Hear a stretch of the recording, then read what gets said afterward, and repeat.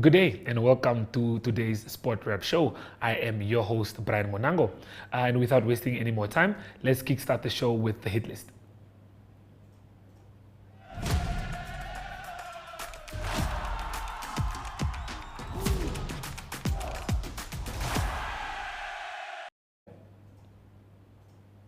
In rugby news, the Namibian Welwitschias are currently preparing for the return to participation in the Currie Cup First Division for the first time since 2018. A squad of more than 70 players have been identified, including players from the coast and the north who are included in the conditioning and testing program. The Namibian Rugby Union has confirmed that Crisanda Botha will be the head coach of the Welwitschias in the Currie Cup First Division. He will be assisted by the newly appointed Rohan Kichov and David Freelander as forwards coach and backline coach, respectively. Well, the Namibian team will have seven home matches in the competition as well as 3 away matches, and the series will kickstart off on the 2nd of March when the Welwitschias will travel to the Eastern Cape to face the Border Bulldogs. Well, we had a brief look earlier this week at one of the morning sessions that they had at the Hage Stadium. Well, let's take a look at that.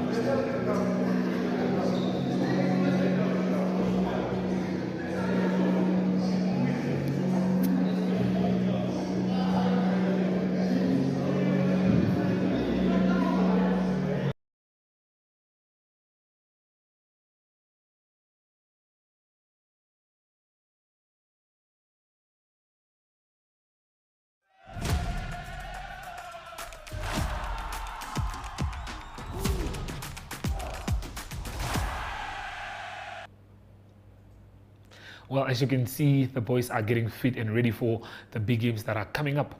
Let's now cross over to the sharpshooter segment after the break, that is.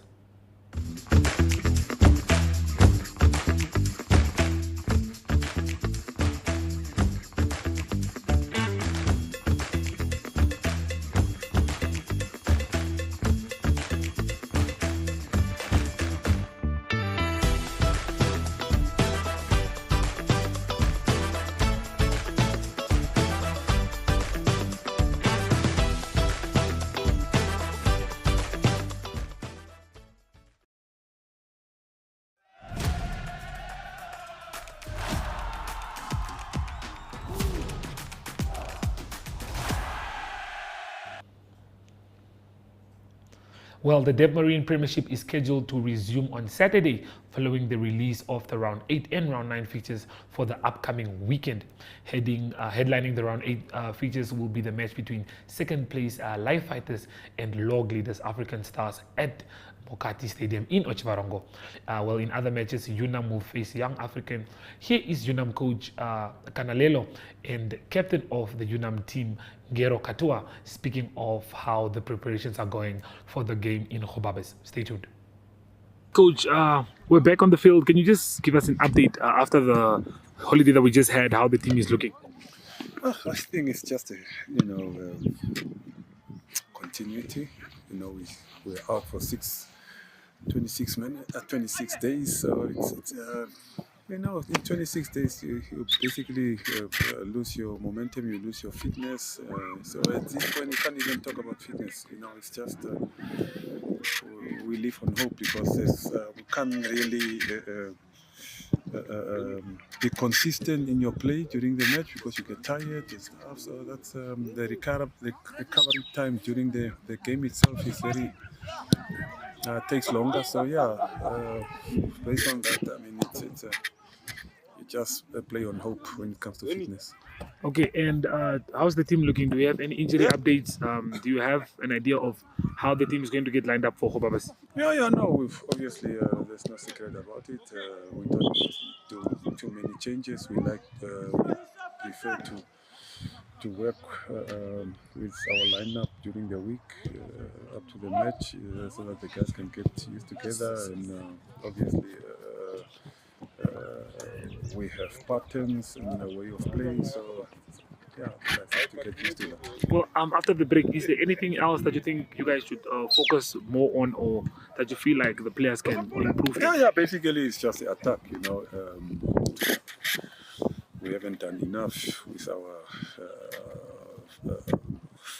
forwards, especially the guys on the white side. We haven't done enough, especially with our attacking midfielders. I want them to get into the box as much as possible. We need goals from these guys. At this moment, we've scored 5 goals, 1 penalty from a defender, and 4 goals from the number 9, the central striker. But there's nothing coming from the white players. There's nothing coming from 2 attacking midfielders. So that's what we are basically busy working on now. And so far for the last week and this week that you guys are here practicing the shooting, improving the shooting, are you happy with what you're seeing? Not entirely. Namibian players, by nature have a lot of shortcomings. The first touch is not good. The right. So it's a concern for everybody, not only us, but it's a nationwide issue. Players need space to be able to control that's not how the game is played. The game is very fast, it's very compact, hardly enough space to rectify your bad control, etc. So, it's a development issue, I see. Can you quickly run me through? You guys are back from the long break that you guys just had. Do you think that break did you guys good, or how is the team looking? I think the break was not really a problem because the boys were training on our own, and we are very excited to be back here training. Yeah.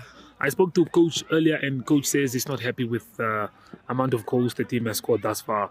Having one from a defender, your number 9 coming through with the goals, but nothing coming in from the flanks and from midfield. How do you think you guys can improve that on the field?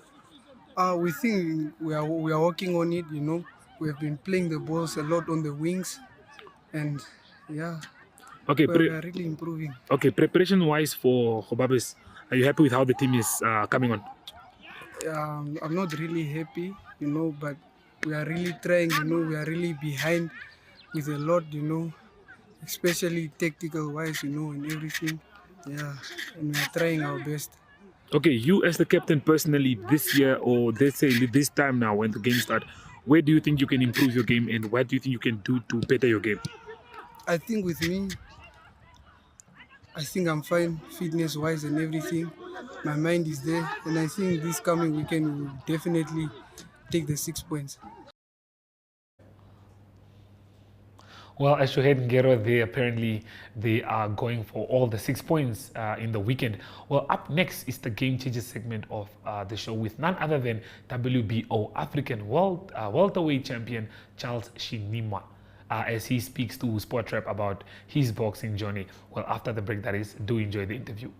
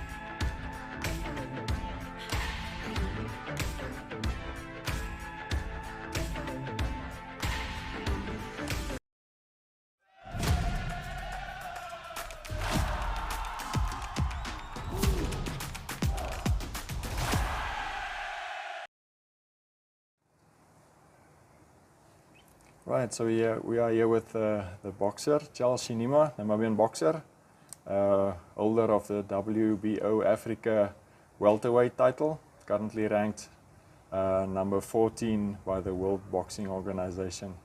So Charles, good day, how are you? Good day, sir.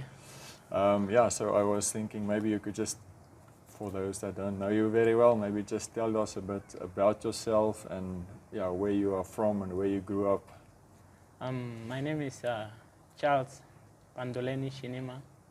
Supershine is my nickname, the Alliance. Yeah, it's a well-known, everybody knows Charles Supershine. Supershine. I grew up at Vamboland, at the village. It's where I started boxing at Enana Omanda Boxing Club at Ondingwanyama village. It was just a school club, just for developing sports at the school level. So I started there. My uncle was the head coach of the club. It was just a small school club. I think we are only two that turned professional after. We are the only two. It's me and Shonena Paulus that went up with a career.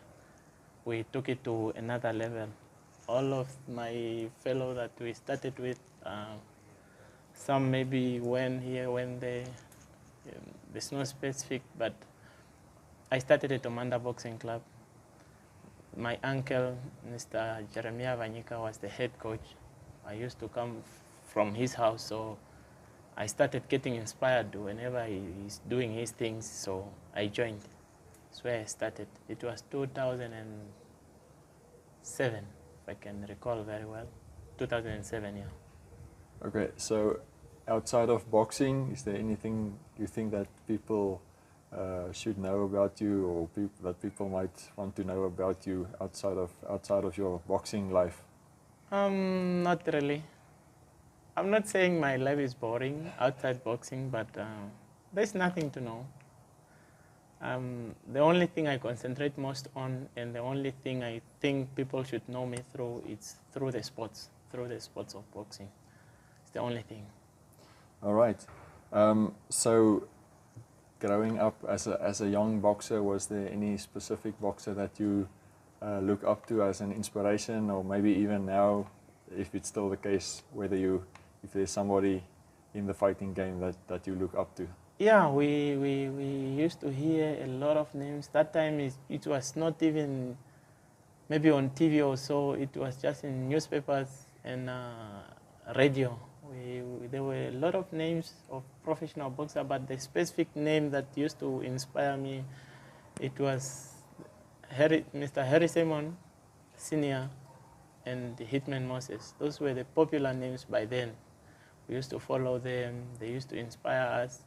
So those are the people we used to look up at. We didn't know boxing in detail yet by then, but those names were too popular, and whenever they had fights or whatever they were doing, we used to follow. So they inspired us.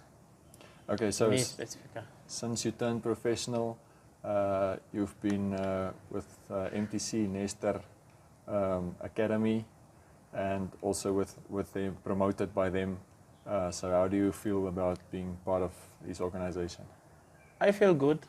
That's like, let me say, Mr. Nestor Tobias and the whole team, like the whole management, the coaches, the managers, and everyone who is part of the managing the team.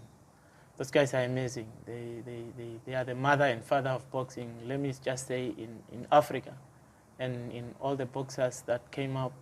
If you go in history will tell that the club is the best club. So I feel good. They took me from Norway to the level I am now. So they are doing amazing. They are the best.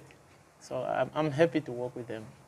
Okay, so being involved in boxing and the fighting game, and so how do you feel that changed you as a person? Maybe from when you started up to now, do you feel it has changed you in any way? It's a great feeling, you know, being a sportsman, being a boxer specific. You know, in sports there are a lot of things involved. Boxing specific is not just about throwing punches. It's not just about going to the gym. It's not just about being in there. There's a lot of things involved. Like you are learning a lot of things. You are going to be in the new places that you've never been. Like I had the first flight. I've never been in the aeroplane, but I've been there because of the sports, because of boxing. I learned how to be disciplined. Boxing took me out of the streets, so it made me meet even famous people, like the VIPs. I've been in places. It's a great feeling being a boxer, specifically.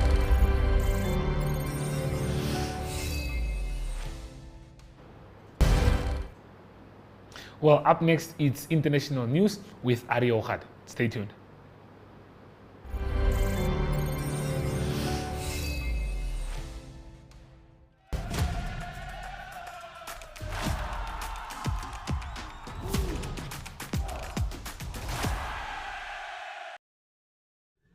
Good day everyone, time for international sports news. Starting off with tennis news, the Australian Open, the first major of the tennis calendar year, continues in Melbourne. Big news from men's draw is that number 1 seed and defending champion Rafael Nadal knocked out in the second round of the tournament. He lost to American Mackenzie McDonald in straight sets. The score 6-4, 6-3 and 7-5 in the third. Nadal got medical treatment late in the second set that seemed to be a hip injury, and that definitely influenced his performance. He's 36 years old. Last year he won the Australian Open and the French Open, and he's got 22 majors, but he's knocked out of the tournament of the 2023 Australian Open. One of the favourites now would be Novak Djokovic. That is number 4 seed. Novak Djokovic made an easy start. He beat Roberto Biano of Spain in the first round, and Biano is number 75 in the world. He beat him 6-3, 6-4 and 6-love. Also through to the next round is Casper Ruud. He's from Norway. He's the number 2 seed. And also result that I can mention is Francois Tafao is number 16 seed from the USA. He beat Yanchen Chang of China, also in straight sets, 6-4, 6-4 and 6-1.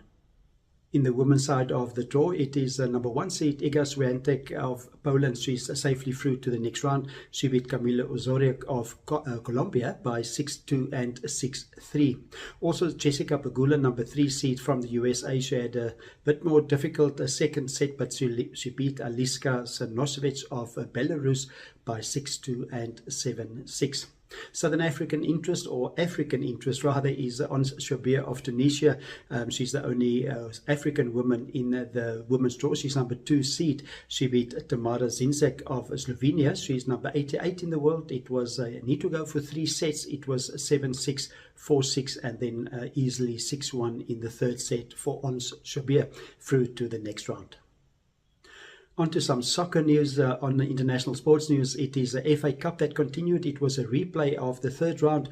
It was Liverpool that played against Wolverhampton, and Liverpool not having a great season in the English Premier League, and they drew 3-3 in the first round game of the third round against Wolverhampton. Again, they played. This time it was at Wolverhampton being the home team. It was Liverpool that came through as winners, beating Wolverhampton by 1-0, and they through to the fourth round. In the fourth round of the FA Cup, they will now play Brighton, and it was Brighton that beat Liverpool in their most recent English Premier League game by 3-0, and that game will again be played at Brighton. That is the FA Cup third round. Other results from the third round is Bristol City that beat Swansea by 2-1. That was an away win for Bristol City, and also a away win for Luton, beating Wigan by 2-1. And then easy win for West Brom. They beat Chesterfield by 4-0.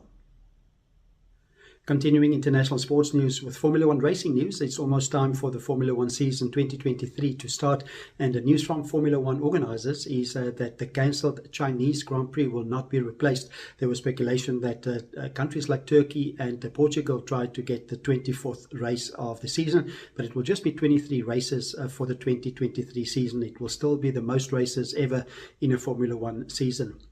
The Chinese Grand Prix was meant to be in Shanghai, but it was cancelled because of the strict COVID-19 regulations still being applied in China. The first race of the season for 2023 will be the weekend of the 3rd to the 5th of March, and that will be in Bahrain.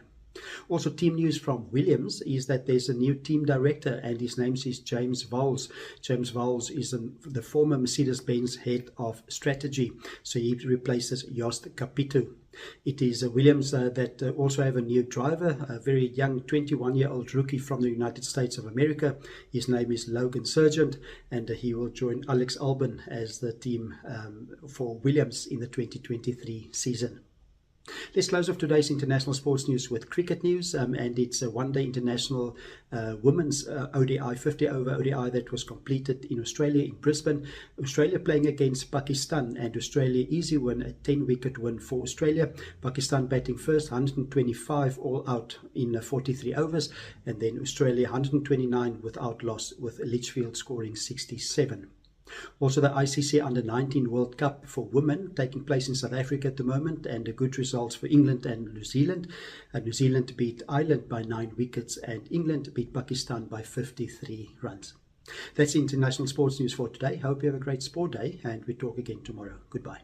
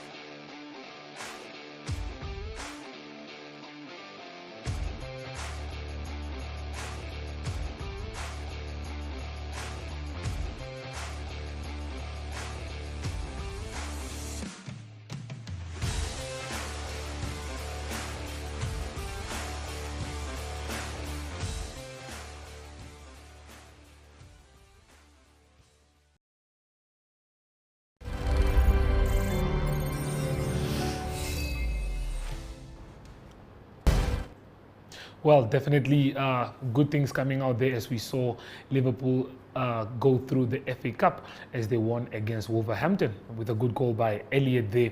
We look forward to watching PSG take on Ronaldo's team tomorrow, and we'll see Messi face off with Ronaldo once more again in what is said to be eye-catching friendly. As you saw with the rugby that we had today, the boys are preparing for the big games that are coming up, which is going to be a good entertainment for all of us. Well, we've come to the end of today's show, and with that, catch us tomorrow again, same time, same place.